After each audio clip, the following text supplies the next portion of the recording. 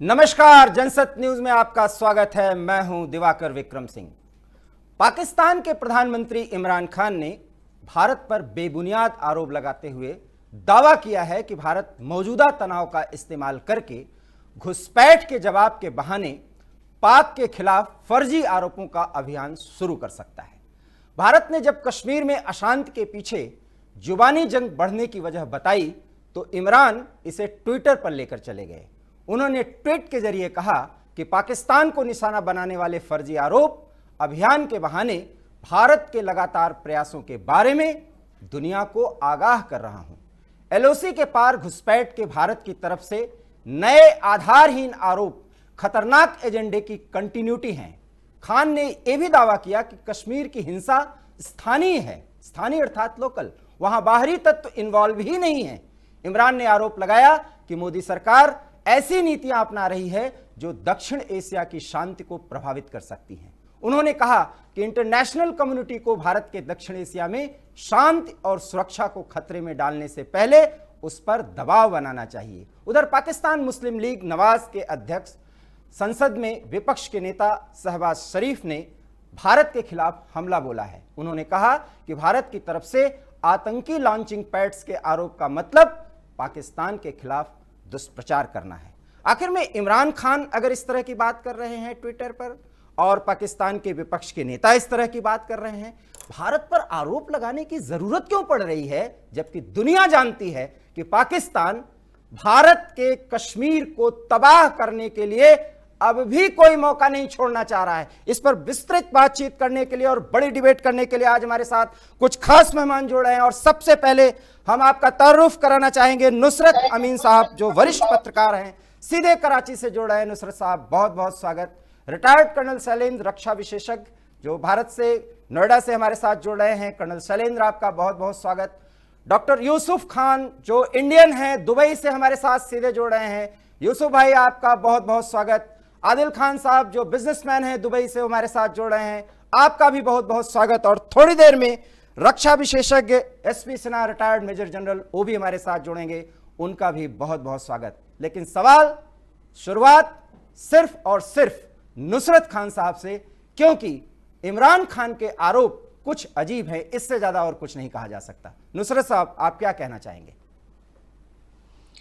पाकिस्तान के प्रधानमंत्री इमरान खान साहब, आपके सर पे ऐसा सवार है, आपको आवाज आ रही है मेरी? पूरी तरह से आप बोलिए सर। जी जी, वो आपके सर पे इतना सवार है कि आपने इमरान खान के साथ साथ मेरे नाम के आगे भी खान लगा दिया है, नुसरत खान। मैं खान नहीं हूँ, मैं नुसरत अमीन हूँ, लेकिन मुझे कोई एतराज नहीं अगर आप खान लगा दें। आपके स्क्रीन पे लिखा हुआ है नुसरत अमीन, शायद आप पढ़ नहीं पा रहे हैं सर। वो हिंदी में लिखा हुआ है नुसरत अमीन, वरिष्ठ पत्रकार, कराची। नुसरत लिखा हुआ है, आपने नुसरत खान कहा है। नुसरत अमीन साहब, अगर भूल बस हमने खान शब्द का इस्तेमाल किया तो आप माफ करिएगा सर। चलिए सर, अब आप बोलिए। नहीं, माफ करने की बात नहीं है, मुझे कोई इतराज नहीं है, आप खान कह सकते हैं, मुझे कोई ऐसी बात नहीं। अच्छा, खैर, बहरहाल ये जरा सा मूड को लाइट करने के लिए जरूरी होता है कि हंसाते हैं, बिल्कुल, मामले को शुरू किया जाए। तो बहरहाल आपका सवाल पहले आप इसको दोहरा चुके हैं, और मतलब आपने जो सवाल किया है वो गुफ्तगू को दोहराया ही है आपने, जो से पहले आप कर रहे थे। मैं समझता हूँ कि देखें, ये जो इमरान खान साहब का दावा है, जाहिर है इससे पहले एलओसी के ऊपर जो कुछ भी होता रहा है और जो कुछ मैजॉरिटीज हुई हैं वो पाकिस्तानी साइट्स में हुई हैं और वो दुनिया को बताएं। देखें, जब पाकिस्तानी साइट पे कैजुअलिटीज़ नहीं हुई थी तो भी हमने माना था, वो जब सर्जिकल स्ट्राइक की बात करते थे और हमें कोई कैजुअलिटी नहीं मिली। हमारा तो अच्छा वाला केस बन जाता, हमने तो, लेकिन हमने देखा ही नहीं वहाँ कैजुअलिटी। हम तो लाशों को लाते दुनिया पे, देखो क्या, लेकिन कुछ था नहीं, तो हमने हमने नहीं माना, मान लिया मतलब कि भाई नहीं है कैजुअलिटी वहाँ से। लेकिन अभी हो रही है और इंडियन साइड से हो रही हैं, अक्रॉस द एलओसी फायर की वजह से हो रही है, तो वो दुनिया के सामने। बाकी जो ये जिस सूरत हाल के जवाब में ये सब कुछ हो रहा है, जो इंडिया का वर्जन है, जो हिंदुस्तानी मौक़िफ़ है कि जी पाकिस्तान की तरफ से ये सब कुछ किया जा रहा है और वो सब कुछ किया जा रहा है, जिसके जवाब में ये सब कुछ हुआ है, तो मेरा ख्याल है कि इंडियन क्लेम जो हैं पिछले ख़ास तौर पे 2-3-4 सालों में, उनकी जो कानूनी और जो उनकी एक उनकी जो लॉजिकल पोजीशन बनती है वो काफ़ी वीक है। सर्जिकल स्ट्राइक्स की भी बात होती रही, उसके भी आज तक पूरी दुनिया में कहीं किसी को नहीं मिले।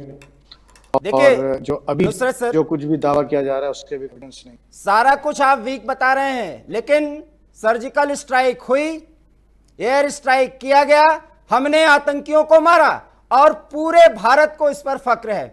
अब आप क्या कहेंगे? आप फख्र करें, और अगर ऐसी सर्जिकल स्ट्राइक आइंदा भी करेंगे तो हमें कोई इतराज नहीं है। हम तो करेंगे सर, हमें ऐसी हम तो इसलिए करेंगे क्योंकि अगर हमारे क्षेत्र में कोई जबरन घुस करके बदमाशी करेगा तो हम तो मारेंगे। और मैं ये कह रहा हूं कि जिस तरह की सर्जिकल स्ट्राइक्स आप करते रहें, तरह की जरूर करें, खुश होते, मुझे इतराज। जी, रिटायर्ड कर्नल शैलेंद्र, इसका जवाब जरूर मिलना चाहिए। शायद ये बहुत लाइट बता रहे हैं जो स्ट्राइक हुआ है, एक बड़े स्ट्राइक की दरकार है नुसरत अमीन साहब को। कर्नल शैलेंद्र। मैं आपको बढ़ाऊं, मुझे खुशी है। और मेरे को सर एक छोटा सा एक रूल जरूर लगाइएगा कि अगर हमने उनके दौरान कुछ नहीं बोला है और उन्हें बोलने का पूरा मौका दिया गया है, तो जब हम कुछ बोलें तो वो भी कृपया कर उसी शांति से, उसी सब्र से सुने जरूर। अगर ये कंडीशन मीट हो रही हो तो मुझे देखिए इस पर कोई एतराज नहीं है कि वो क्या सोचते हैं, क्या बोलते हैं, लेकिन मुझे ये जरूर फैक्चुअली उनको बताना चाहिए कि अगर आप कहते हैं कि इंडिया ऐसा कहता है, मैं कहता है का बात नहीं करूंगा, मेरा बड़ा सीधा सवाल है, हाफिज सईद कहां पर है? श्रीनगर में है, दिल्ली में है, कराची में है, लंदन में है? क्या वो अपने तरफ से बिल्कुल स्पष्ट, सीधा और सच्चा उत्तर दे पाएंगे? जो टेररिस्ट पूरे वर्ल्ड में टेररिज्म फैला रहे हैं, उसकी एक्नॉलेजमेंट आपके प्राइम मिनिस्टर क्यों करते हैं, अगर आपके यहां से टेररिज्म इंपोर्ट और एक्सपोर्ट दोनों नहीं हो रहा है? तीसरी बात, आपने बोला कि सर्जिकल स्ट्राइक हुई या नहीं हुई, या इस तरह की सर्जिकल स्ट्राइक वेलकम है। तो चलिए सर, आज आपके और हमारे बीच में सबसे बढ़िया बात यह है कि आप सर्जिकल स्ट्राइक को वेलकम करते रहिए और हम आपकी और पूरे वर्ल्ड की इसमें मदद करेंगे कि आपके यहां से एक एक कर टेररिस्ट खत्म करते जाएं, क्योंकि वो आपके तरफ से भी वेलकम है। मैं तो चाहूंगा कि आपके जरिए पाकिस्तान का ये नजरिया पूरे वर्ल्ड के सामने होना चाहिए कि अगर हिंदुस्तान हाफिज सईद को खत्म करता है तो वो हमारे ऊपर एहसान होगा, क्योंकि हम भी उसके टेररिज्म के शिकार हैं, जैसा कि आपके प्राइम मिनिस्टर कह रहे हैं। अब आगे बात बड़े स्पेसिफिक करने की, आपके मुशर्रफ साहब ने बड़े गर्व के साथ अथॉरिटेटिवली ये एक्नॉलेज किया है टीवी पर लाइव शो में कि यस, हाफिज सईद जैसे टेररिस्ट को हम वेलकम करते हैं, मैं उनसे मिला हूं और वो हमारे तरफ से हमारा एजेंडा भारत के अंदर फैला रहे। इससे और बड़ी एक्नॉलेजमेंट क्या चाहते हैं कि आपका एक एक्स आर्मी चीफ, एक आपका एक्स प्रेसिडेंट झंटा है, निकम्मा है, चोर है, और आप लोग उसको फांसी की सजा देना चाहते हैं। आप खुद लीजिए, मुझे कोई किसी तरह का सवाल जवाब नहीं करना है, ये बड़ी सीधी सीधी स्टेटमेंट्स। सर, आपके एक्स आर्मी चीफ को हमारे कर्नल ने क्या क्या कहा है, अब आप जवाब दे दीजिए। और वो हाफिज सईद जैसे आतंकी को अपना रिश्तेदार और अपना गेस्ट मानते हैं, क्या इमेज बनाएंगे? बिल्कुल नहीं कहा है, आपकी पाकिस्तान की प्रेस ने कहा है, आपके पाकिस्तान के लीडर्स ने कहा है, आपके पाकिस्तान के सुप्रीम कोर्ट ने कहा है, मैंने नहीं कहा। मैंने सिर्फ आपको याद दिलाया। अमीन साहब जवाब दीजिए। अब मुशर्रफ साहब के किस तरह रिश्तेदार हैं हाफिज सईद साहब, मेरे पास ऐसी कोई खबर नहीं है। उन्होंने कब ऐसी कोई रिश्तेदारी जनरल मुशर्रफ से हाफिज सईद ने, या हाफिज सईद से मुझे इसकी कोई खबर नहीं है। मुझे नहीं पता ये खबरें आप लोगों को कहाँ से मिलती हैं, मुझे नहीं पता वो सोर्सेज कौन सी हैं जो आपको ऐसी ऐसी खबरें देती हैं कि आप लोग कभी परेशान होते हो और कभी खुश होते हो। हालांकि जब आप परेशान हो रहे होते हो तो वो परेशानी वाली खबरें नहीं होती हैं असल में, और जब आप खुश हो रहे होते हो तो खुश होने का कोई जवाब नहीं होता, जैसा कि सर्जिकल स्ट्राइक्स। सर, तो अभी कर्नल भारत साहब का बात कर कोई रहे भी थे, नागरिक, यहाँ की अब सरकार नहीं बोले, न परेशान है बीच न में खुश नहीं है, बोले, वो आतंकी को मारेगी अब और मारकर ही दम लेगी। बीच में नहीं, चुप। थोड़ी आवाज में समस्या आ रही है। जी जी जी जी, कुछ हाँ, प्रॉब्लम है आवाज में। हाँ, अच्छा, जहां तक हाफिज सईद की बात है तो मैं अपने जाती एक्सपीरियंस से बता रहा हूँ, जनरल मुशर्रफ के तजर्बे से नहीं, वो एक डिक्टेटर था और वो अब नहीं है, और वो काफी परेशानी में जिंदगी गुजार रहा है। लेकिन मैं as a citizen, as a democrat, मैं ये समझता हूँ कि हाफिज सईद का जिक्र मैंने पिछले 5 साल में सिर्फ इंडियन टीवी पे देखा है, ना पाकिस्तानी प्रेस में देखा है और ना पाकिस्तानी इलेक्ट्रॉनिक मीडिया पे देखा है। हाफिज सईद कौन है, क्या है, बारे में मैं कुछ ना कुछ जानती हूँ और बोल भी सकता हूँ, लेकिन इस चीज को मैं इसलिए अवॉइड करूंगा कि जिस हाफिज सईद का जिक्र करते हैं आप लोग, वो मुझे नहीं पता कि वो कौन आदमी है, और जो कैरेक्टराइजेशन उसकी है वो तो उन लोगों के मुकाबले में बहुत मामूली ही है जो इस वक्त पार्लियामेंट में बैठे हैं और साफ ये कहते हैं कि अगर मुसलमानों की आबादी 30% से ज्यादा बढ़ जाए तो वो मुल्क तबाह बर्बाद हो जाता है। तो साइंटिफिक इंडिया जो पहले कुछ अर्से पहले तक अपनी साइंटिफिक अप्रोचेस की वजह से, अपनी सेक्युलर सोशल अप्रोचेस की वजह से दुनिया में नाम पैदा कर रहा था, तरक्की कर रहा था, न जाने उसको किसकी नजर लगी, कमबख्त पाकिस्तान की नजर लगी या किसकी नजर लगी, बांग्लादेश की नजर लगी या अमेरिका की नजर लगी, वो उसकी सारी साइंटिफिक अंदाज में सोचने की और आगे बढ़ने की अप्रोच थी, जो टेंडेंसी थी, वो सारी के सारी मलियामेट हो गई। हम मटियामेट नहीं कहीं हुआ दूसरे है, मुल्क हमारी तरफ सब देख रहे हैं। अरे इस कोरोना के पीरियड में दवा भी हम आपको दे आप रहे हैं बीच सर। में क्यों बोल रहे हैं? मेजर जनरल एसपी सिन्हा बीच में सर, क्यों बोल रहे हैं सर अब आप जवाब दीजिए। आपने? अमीन सर, अब आप जवाब मुझ सुनिए। पे बीच में बोलने पे नहीं, आपने मुझ पे पाबंदियां लगाई हैं बीच में बोलने पे, और मेरी बात के दौरान आप बोल पड़ते हैं, ये कौन सी पॉलिसी है आपकी? ठीक है, आप मोदी बोल से दीजिए। पहले आप लोग ऐसे नहीं थे, कोई भी एंकर ऐसा नहीं था। बोलिए बोलिए बोलिए। मोदी हुकूमत आने के बाद हम लोगों को हुआ क्या है? हुकूमत तो इतना है तो और हमें फक्र है एंकर कि मोदी हुकूमत है। नहीं, इतना तो देखें, आप तो पूरब के हो ना, आपको तो घर जाना होगा ना आप भी तो पूरबिया के हो ना, तो डर तो लगेगा ना भी आपको। मुझे इस बात में कहने में कोई संकोच नहीं है कि ओरिजिन आपका भी भारत का ही है, मुझे पता है। मुझे फख्र है इस बात पे कि मैं उसी जगह का रहने जिसका मैं जिक्र कर रहा हूँ। मैं मशरकी यूपी का रहने वाला हूँ, गोरखपुर और सीवान से मेरे एंसेस्टर्स का ताल्लुक है और मुझे इस पे फख्र है, और मैं बहैसियत पाकिस्तानी इस फख्र को अपने साथ लेकर बहुत सजा महसूस करता हूँ। लेकिन मैं आपसे सिर्फ ये कह रहा हूँ कि हिंदुस्तान, कभी सोचिएगा इस बात पर कि पहले जो हिंदुस्तान चांद पर कमंड डालने की बात कर रहा था और जो साइंटिफिकली बढ़ रहा था, अब उसके पार्लियामेंटेरियन है वो फॉरेन मीडिया को गुफ्तगू करते हुए फॉरेन मीडिया से कहते हैं कि जहां मुसलमानों की आबादी 30% होती है वो मुल्क तबाह हो जाता है। Look at this, Hafiz Saeed तो बेहतर आदमी है इस मामले। Retired major general SP Sinha, बड़े सारे सवाल नुसरत साहब ने उठा दिए, अब आप इन्हें जवाब दीजिए।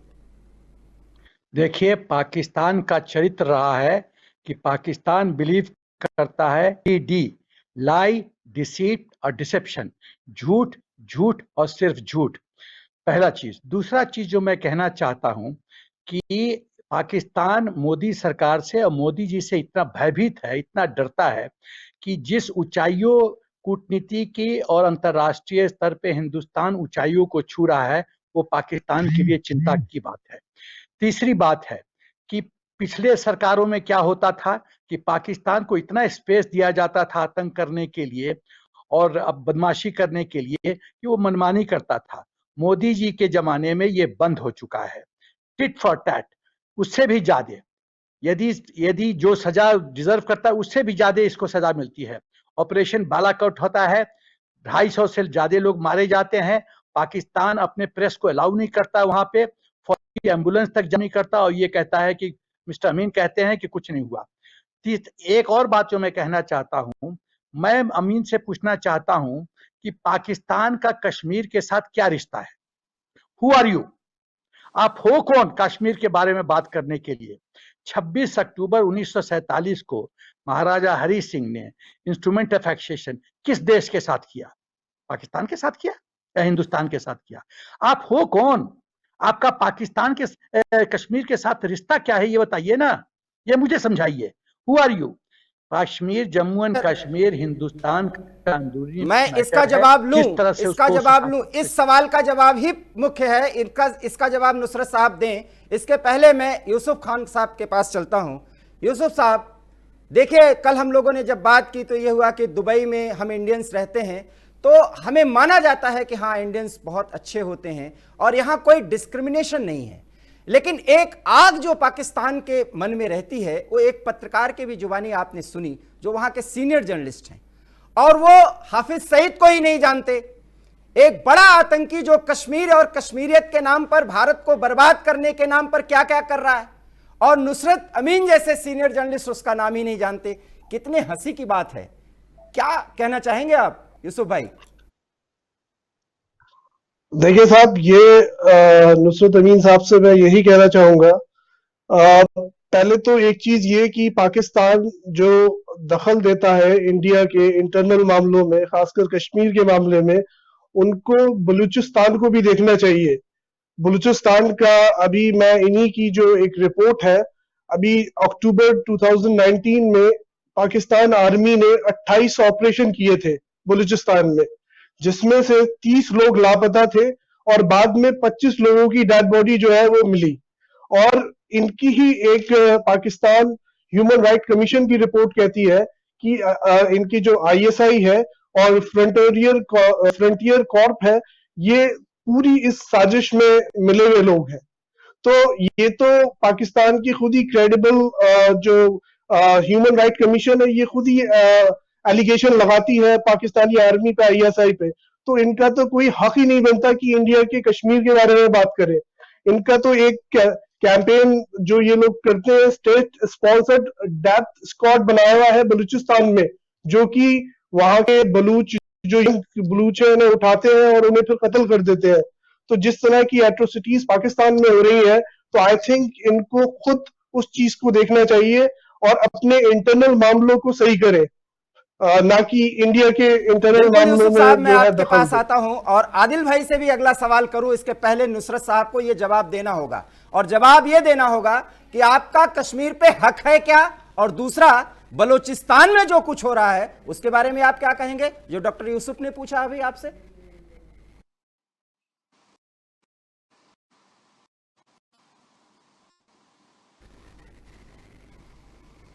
जी, अब मैं जवाब दूं अभी? बिल्कुल दीजिए सर। जी जी।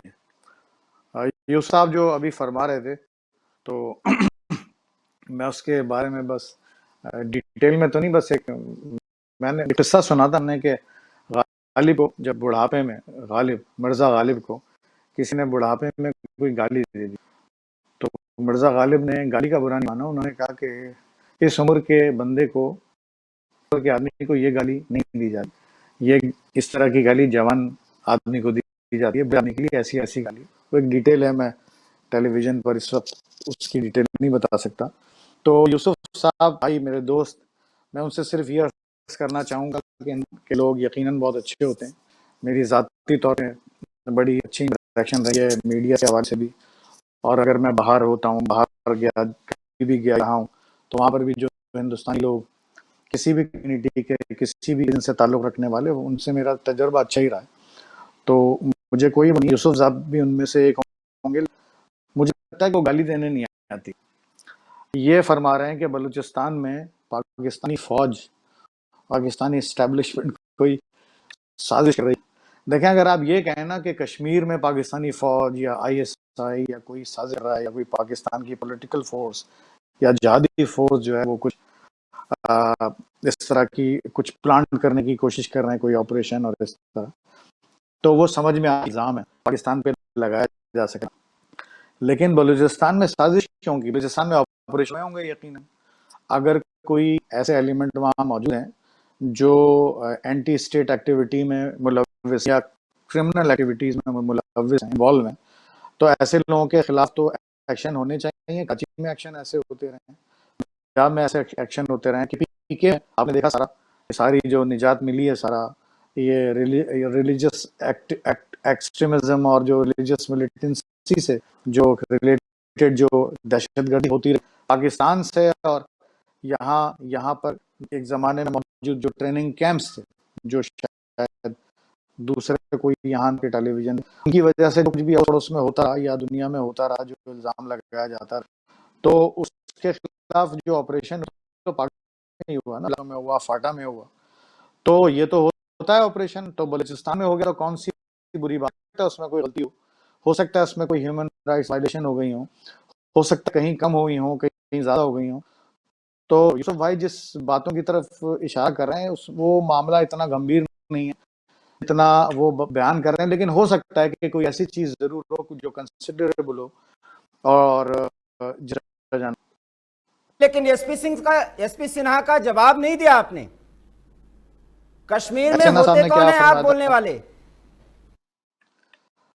देखें, कश्मीर का अच्छा बड़ा हिस्सा जो पाकिस्तानी इंतजामिया के उसमें है, आज़ाद कश्मीर है। वैसे हम तो उसे सियासी तौर पे आज़ाद कहते हैं, लेकिन हकीकत तो दुनिया जो कुछ और उसके बाद कश्मीर से पाकिस्तानियों का कल्चरल, हिस्टोरिकल और रिलीजन के हवाले से भी किसी हद तक वाबस्ता, जैसे यूपी के लोगों से, जैसे हैदराबाद दक्कन के लोगों से, जैसे भोपाल के लोगों से, जैसे बिहार के लोगों से, जैसे जूनागढ़ के लोगों से, तो उसी तरह कश्मीर से। लेकिन शुक्र है जूनागढ़ में, यूपी में इतनी बर्बादियां नहीं। अगर इतनी बर्बादियां वहाँ हुई होती, खुदा ना खास्ता, तो उस पर भी हम बोलते और सियासी तौर पर उसको कंडेम करते। लेकिन अच्छा है वहाँ पर मामला दूसरे हैं, लेकिन कश्मीर में ऐसा हो रहा है तो हमारा। मिस्टर दिवाकर जी हाँ बोलिए। मिस्टर दिवाकर, मैं पूछना चाहता हूं मिस्टर अमीन से, पहले अपने देश को तो संभालो, पहले बलूचिस्तान को तो संभालो, सिंध को तो संभालो, पीओके के तो संभालो, अपने पॉलिटिकल सिस्टम को तो संभालो। जब तुम्हारी आर्मी प्राइम मिनिस्टर को, प्रेसिडेंट को जान मार देती है, तुम किस चीज की बात कर रहे हो? अभी कोविड-19 में तुमने देश के साथ, पाकिस्तान नॉर्मल सिविलियंस के साथ क्या व्यवहार किया है, क्या फैसिलिटी दिया है?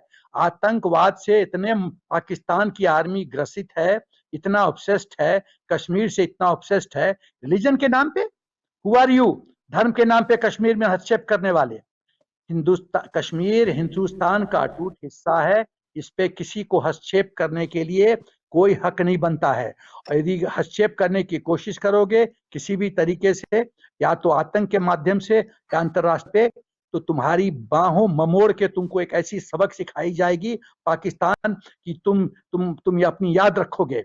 तुम हिंदुस्तान एक विश्व का बहुत बड़ा शक्तिशाली देश है, तुम्हारे ऐसा फकीर देश नहीं है जो कि सब जगह जाके बेगिंग बाउल, एक कटोरी लेके सब जगह भीख मांगता है कि पैसे दे दो, पैसे दे दो। कोविड-19 के लिए भीख मांगता है। हम देश को दवाई एक्सपोर्ट कर रहे हैं और तुम बेसिक इम्यूनिटी अपने देशवासियों को कोविड-19 में नहीं दे पा रहे हो। ये फर्क है, क्योंकि तुम्हारी सोच। आप दीजिए नुसरत साहब, ये मैंने कुछ नहीं कहा, ये भारत की प्रक्रिया है। आप सुन लीजिए, कटोरा लेकर के भीख मांगने से अच्छा रिलेशन बना लिया जाए। कोविड-19 वाले से जो हुकूमत की पॉलिसी है, उसे खुद हुकूमत के अंदर भी सेंट्रल यानी फेडरल और जहाँ कराची है, जहाँ मैं हूँ इस वक्त, उनके अख्तिलाफ़ात हैं। ज़ाती तौर पे मैं फेडरल गवर्नमेंट की बहुत सी पॉलिसी से एग्री नहीं करता, ज़ाती तौर पे जो उन्होंने कोविड-19 से निपटने के लिए कर रखी हैं या करना चाहती हैं। और कुछ पॉलिसीज़ पे और कुछ बयान पे मुझे हैरानी भी होती है जो गवर्नमेंट की तरफ से आते हैं। यकीनन पाकिस्तान इंडिया की तरह इतना प्रिपेयर्ड नहीं है इंफ्रास्ट्रक्चर लेवल पे भी और इकोनॉमी के लेवल पे भी कि कोविड-19 से निपट सके, और ये पाकिस्तान की एक बड़ी कंसर्न की बात है। रही बात दिवाकर, मिस्टर दिवाकर, पूरा जवाब देने दीजिए सर। एसपी सर, पूरा जवाब देने दीजिए। नहीं चुप रहूंगा, चुप नहीं रहूंगा। मिस्टर अमीन चुप नहीं रहूंगा, बदतमीजी चुप। करना छोड़ो तुम, चुप रहो तुम। चुप। मिस्टर अमीन बकवास बंद, तो मैं प्रोग्राम छोड़ बकवास दूंगा। बंद करो। यदि देखिए, यदि तुमको हम बात संयत होके बात करें। तुम्हें तुम्हारे इदारे ने ये तुम धर्म सिखाया है, तुम काम करते रहे हो इंटरफेयर, नौकरी। धर्म के नाम पे इंटरफेयर तुम्हें करते हो, ये तमीज से बात धर्म के करनी- नाम पे मेरे तुम्हारा क्या बीच में बोल क्या रहे हो, रोल? मेरे बीच में बोल रहे हो, तुम धर्म के मेरे नाम बीच पे में बोल रहे इंटरफेयर हो। करते हो कश्मीर में। ना अमीन- तुम्हारी आर्मी ने अमीन तुम्हें साहब, सिखाई, आप पत्रकार ना हैं, तुम्हारे घर वालों ने आप तुम्हारी जर्नलिस्ट हैं, आप ऐसी बातें जर्नलिस्ट कर रहे हैं, आप बातें रख रहे हैं, हम बात बातें करने का रखने तमीज दे रहे हैं। सिखाओ।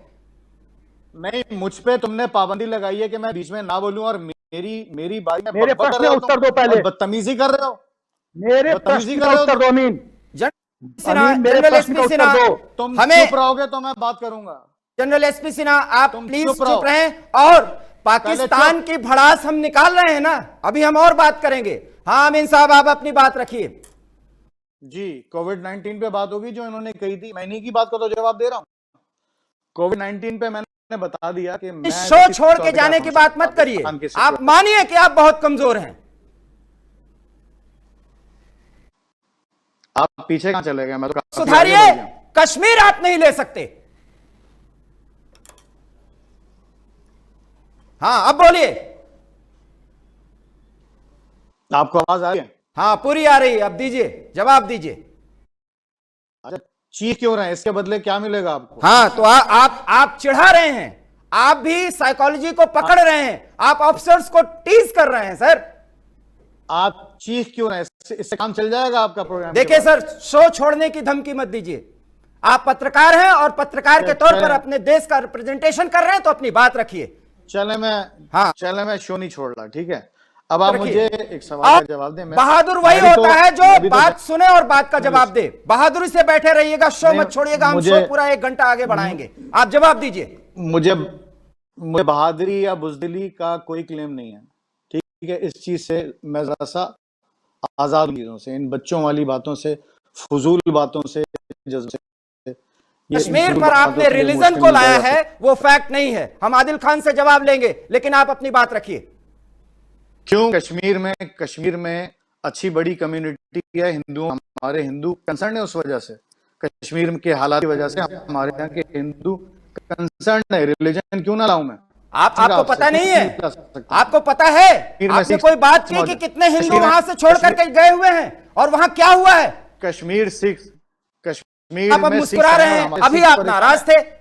कर्नल शैलेंद्र, बोलिए, इनको बताइए कि क्या परेशानी हुई रिलीजन के नाम पर जो खेल हुआ है। कश्मीर पहले में एक बहुत बढ़िया बात करते हैं, एक बहुत बढ़िया सी बात करते हैं। इनका नाम है मेरे ख्याल आदिल सर, का नाम क्या है? इनका नाम है नुसरत अमीन, वरिष्ठ पत्रकार हैं और ये भारत से भी ताल्लुक रखे, इनके पुरखे भारत से ही हैं। बोलिए अब आप। गुड। अमीन साहब, आई मस्ट कॉम्प्लीमेंट यू। मैं आपकी तारीफ करता हूं कि कम से कम पहला आदमी इंसान है जिसने लाइव टीवी शो के ऊपर ये एक्नॉलेज किया है कि कोविड के लिए पाकिस्तान प्रिपेयर्ड नहीं है। आई मस्ट कॉम्प्लीमेंट कि आप कम से कम कुछ सच बोल रहे हैं, बड़ी अच्छी बात है। जहां तक ये शो छोड़ने वाली जो बात चली थी, देखिए, यू आर मोस्ट वेलकम, क्योंकि जब आपके पास तथ्य नहीं होंगे, आप फैक्चुअली कमजोर होंगे, तो मेरे ख्याल बहुत अच्छा एस्केप रूट है कि आदमी शो छोड़ दे, इससे पहले कि वो एक बेगानी सी या बेमानी सी लड़ाई लड़े जिसमें उसके पास कोई फैक्ट्स एंड फिगर्स नहीं है। आपके पास जो सवाल दिया गया था, जिसको आप बड़ी खूबसूरती से अवॉइड कर रहे हैं, आप JNK में कौन होते हैं, वहां से बात चली थी। आप बाकी सारी बातें लेकर चल पड़े हैं, लेकिन आप ये नहीं बताना चाह रहे कि आपका JNK से रिलेटेड क्या है, सिवाय इसके कि जो आप बोल रहे हैं रिलीजन के नाम पर। आपको खुद मालूम है कि पाकिस्तान की वैसे ही बहुत बेइज्जती हो चुकी है। हम भी उतने ही दुखी हैं जितने आप हैं कि क्यों आप रिलीजन के नाम पर, मुसलमान के नाम पर इतनी ज्यादा क्रिटिसिज्म बटोर रहे हैं, जिस वजह से हमारे पास जो आपसे भी ज्यादा मुस्लिम्स हैं, उन बेचारों को उसका खमियाजा भुगतना पड़ता है। कर्नल शैलेंद्र, मैं सर यहां रोकूंगा। आदिल भाई जो हमारे भारत के हैं, दुबई से जुड़ रहे हैं। आदिल भाई, हमने आपको इतनी देर तक इसलिए रोक रखा था कि आप देखिए जी, जी। जिस इमोशन और जिस सेंटिमेंट्स की हम लोग परिकल्पना कर रहे थे साउथ एशिया रीजन में, खास करके इन दोनों मुल्कों के संदर्भ में, वो ये है जो आपने अभी तक सुना। क्या कहना चाहेंगे आप? दिवाकर जी, मुझे बड़ा अफसोस है। मैं नुसरत साहब से एक चीज रखना चाहता हूँ कि देखें, दोनों ही मुल्क की स्टेबिलिटी इस रीजन को स्ट्रांग बनाएगी, और प्रॉब्लम यह है कि जब तक आप सच्चाई को एक्सेप्ट नहीं करेंगे तब तक चीजें सही नहीं हो सकती। अब आप खुद एक्सेप्ट करते हैं कि हमारे यहाँ प्रॉब्लम है इंटरनल, हमारे यहाँ ट्रेनिंग कैंप्स हैं, हमारे यहाँ टेररिस्ट पाए जाते हैं। आप देखिए ओसामा बिन लादेन कहाँ मिला? इंडिया में मिला या पाकिस्तान में मिला? पाकिस्तान में मिला। अमेरिका ने हाफिज सईद साहब के ऊपर इनाम रखा है कि अगर वो मिलते हैं तो उनको आई डोंट नो $1 मिलियन या $2 मिलियन का प्राइज उनके ऊपर रखा है, जो कि मतलब रिकॉग्नाइज्ड टेररिस्ट है फॉर द होल वर्ल्ड। तो आप इसके बारे में क्या कहना चाहेंगे? और जब तक आप नुसरत साहब, आप एडिटर हैं, आपकी जिम्मेदारी है सच बोलना, और जब तक आप सच नहीं बोलेंगे तब तक आप अपने देश के लिए भला नहीं कर सकते। अब आप जवाब दीजिए नुसरत साहब। नहीं, मुझे बात समझ में नहीं आ रही कि एक तो ये कि सारे जो वक्त इतना जाता है, अगर कोई नहीं बोलता तो एंकर साहब बोल पड़ते हैं। जब उन्होंने फोन किया था प्रोग्राम में बैठने के लिए, तो उनका लहजा, लबो लहजा और ख्यालात बिल्कुल मुख्तलिफ थे। सर, आप कश्मीर पर टिप्पणी करेंगे, अनर्गल टिप्पणी करेंगे तो हम एक्सेप्ट नहीं कर सकते सर। हमारे लिए एंकर होना, पत्रकार होना बाद में, हम पहले भारतीय हैं। तो फिर मैं फिर से पूछूंगा कि ये सब जो कुछ आप कर रहे हो शो में, चल जाएगा, काम हो जाएगा आपका? इससे काम इसलिए होगा कि अगर गलत रास्ते पर हैं तो रिथिंक कर सकते हैं। आपकी बात से वहां एक जनमत तैयार हो सकता है, इस बोलेंगे। अच्छा, चलें फिर मैं दोबारा देखें। मैंने फिर जो बात की, पहले तो मैं कोविड-19 पे बात कर रहा था। चलें, शुक्र है कि किसी आदमी ने सुन ली वो, बाकी तो शायद किसी ने नहीं सुनी। दूसरे के अभी तो आधी बात थी, उन्होंने तो एक लंबी बात की थी। उन्होंने न जाने कोविड-19 के साथ साथ पता नहीं क्या क्या मिला दिया था, तो अभी तो उसके ऊपर आना था। अभी तो कोविड-19 पे ऑनेस्टी के साथ वो समझता हूँ वाले से जो कुछ जितनी प्रिपेयर्डनेस है या नहीं है, वो मैंने पेश कर दिया आपके सामने। अभी मैं अगली बात करने वाला था, न जाने बीच बीच में कौन बोल रहे और चुप करो, ये करो, तुम तड़ाक शुरू हो गए, पता कहां से तबीयत लेके आए, मेरी तो समझ में नहीं आ रहा। अपने तो शब्द अगर वापस लेते हैं, आप अपनी बात रखिए। अभी आपको मुझसे कोई जवाब दरकार है तो मैं यही दूंगा। इन्होंने बताया कि अपना सिंध संभालो, अपना बलूचिस्तान संभालो, तो इस गुफ्तगू में तो मैं यही कह सकता कि अच्छा जी संभालेंगे और कुछ। बाकी इन्होंने एक और लगा के तुम्हारे बाजुओं को उधेड़ देंगे या उस तरह की बात की, तो चलें उधेड़ दीजिएगा, देख लेंगे आपके बाजुओं की खुशी मिलती है। थोड़ी आवाज में कोई तकनीकी खामी आ रही है सर। जनरल सिन्हा कुछ कहना चाहते हैं, थोड़ी देर आप सर चुप रहे, हो सकता है कि नेट प्रॉब्लम कुछ आ रही है। हाँ सिन्हा सर बोलिए, अब अपनी बात रखिए। मिस्टर अमीन, आप एक जंग बताइए जो आप हमसे जीता है। एक 1947, 1965, 1971, 1999, कब जीता है? कभी इसमें भी जीत नहीं सकते। अब इसका जवाब सुनिए। हाँ नुसरत साहब बोलिए। अगर आपकी इस स्टेटमेंट का जो मतलब है, जो वो 71 के फॉल की तरफ है, 71 में जो पाकिस्तान को डिफीट हुई थी, उसके हवाले से ये उस प्राइड के बुनियाद पे आप बात कर रहे हैं तो आप कर लें। बाकी तो आप लोगों को जो परेशानी रही है वो दिल को पता है।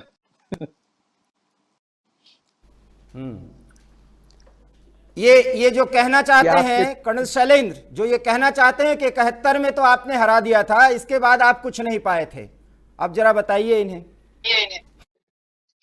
अमीन साहब, मैं आपको फिर से एक बार कॉम्प्लीमेंट करता हूं कि आप उन कुछ चंद लोगों में से हैं जो एक टीवी शो पर यह मानने को तैयार हैं कि 71 में आपको करारी हार मिली थी। बहुत बढ़िया बात, अच्छी बात है, आप सच बोल रहे हैं। नहीं, अब देखिए, फिर आप जब बोल रहे थे मैं नहीं बोला ना। बोलिए बोलने के बाद आपके मेरे बीच में अगर जेंटलमैन एग्रीमेंट है, बात नहीं, जो है फिर 1 to 1 मैं- कराना चाह रहे थे, लेकिन बहुत ज्यादा तकनीकी समस्या आ रही है। आप अपनी बात रखिए सर, एक एक करके रखिए। जी जी बोलिए। दूसरी बात, आप मुझे बताइए, कारगिल में आप लोगों को आपके सरकार ने, आपकी फौज ने वो नॉर्दर्न लाइट इन्फेंट्री के बेचारे जवानों, उन अफसरों के लाश लेने से मना कर दिया जिनके ऊपर वो आइडेंटिटी कार्ड थे, उसे आपने डिसोन कर दिया। उन्हें इंडियन आर्मी ने पूरे रिस्पेक्ट के साथ दफन किया।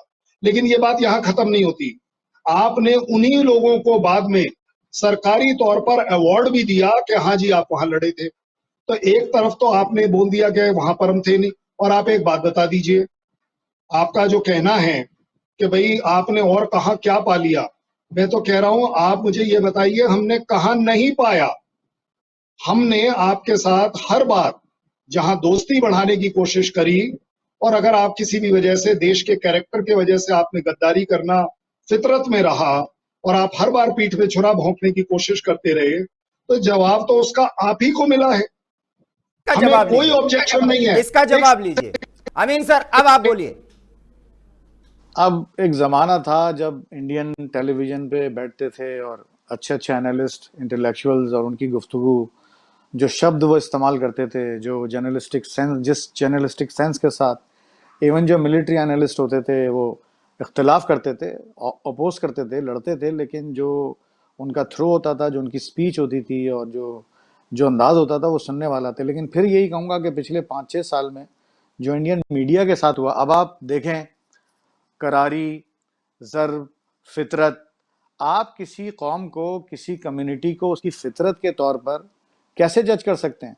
मैं ये कैसे कह सकता हूँ कि खुदा ना ख्वास्ता हिंदू ऐसे होते हैं और मुसलमान ऐसे होते हैं और सुन्नी ऐसे होते हैं और शिया ऐसे? हाउ फिर कम आई आप डू गलत दिस? कह रहे हैं, फिर आप गलत कह रहे देखें हैं। ना, आप हिंदू और देखें ना, आप मुसलमान, किस तरीके आप भारत के संदर्भ में बात करेंगे, 25 करोड़ से फितरत, ज्यादा मुसलमान हैं। फितरत, 2 मुसलमान वही जो मैं भारत के हैं, हमें फक्र है आपसे, सवाल कर रहे हैं, आप उसका जवाब नहीं दे रहे हैं अमीन साहब। अब देखें, अब आप बीच में बोल रहे हैं तो फिर आपको पता ही नहीं चलता जब आप बीच में बोल रहे हो।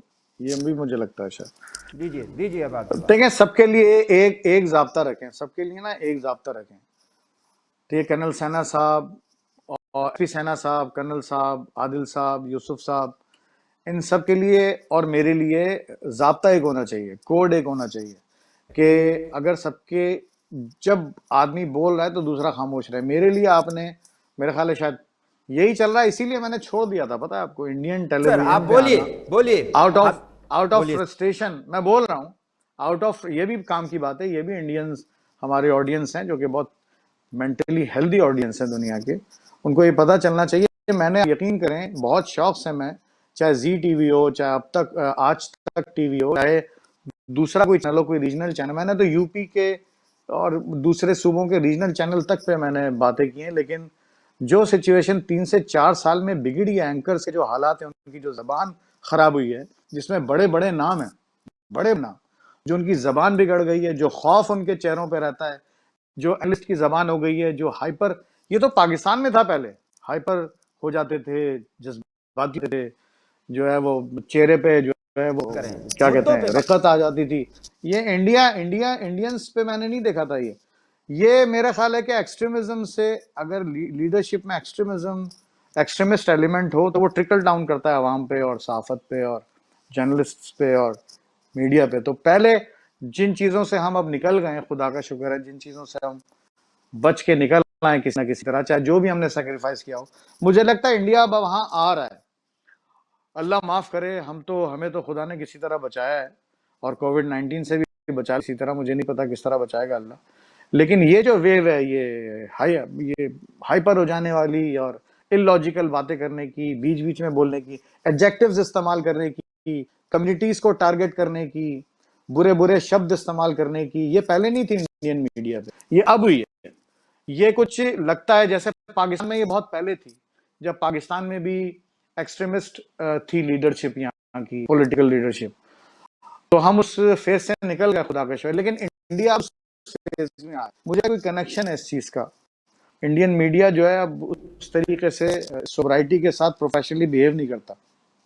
एक्सेप्ट करते हैं, लेकिन एक बात, एक सवाल का जवाब सिर्फ हम इतना चाहेंगे, धारा 370 हट गई, कश्मीर से धारा 370 खत्म, कश्मीर हमारा है, आप कौन होते हैं बोलने वाले? इस सवाल का जवाब अभी भी आपने दिया नहीं। नहीं, कश्मीर के ऊपर मैंने जो जवाब दिया तो वो इस्लाम और मुसलमान पे ले गए, मेरी समझ में नहीं आ रहा। वो प्री ऑक्युपाइड बैठे हुए, प्री कंसीव नोशन के साथ बैठ के बातें कर रहे हैं। मैंने उनसे ये कहा था कि यूपी, बिहार, भोपाल, हैदराबाद तरह, जूनागढ़ की तरह कश्मीर से भी हमारे कल्चरल, हिस्टोरिकल और रीजनल और रिलीजियस ताल्लुक हैं। और रिलीजन में सिर्फ इस्लाम नहीं है, उसमें हिंदू है। कश्मीर के हालात पे यहाँ हिंदू भी परेशान है, कश्मीर के हालात पे पाकिस्तानी सिख भी परेशान है, कश्मीर के हालात पे पाकिस्तान का क्रिश्चियन भी परेशान है। हमें सबकी परेशानियां देखनी है। और नेचुरली अगर किसी क्रिश्चियन को, किसी हिंदू को लॉकडाउन की वजह से कश्मीर में परेशानी होती है और वो हमारा दोस्त है, तो हमें भी परेशानी होगी। कोई पाकिस्तानी हिंदू अगर उसकी वजह से परेशान, तो डेफिनेटली मेरा ये मतलब था, आप पता नहीं वो Paranoia, actually it was the result of the dancing of the Paranoia. तो वो उसकी वजह से सवाल सर अब तो लंबे लंबे नहीं होंगे, जवाब जल्दी होगा क्योंकि समय कम है। गिलगित और बाल्टिस्तान भी आपका है? आपको लेना,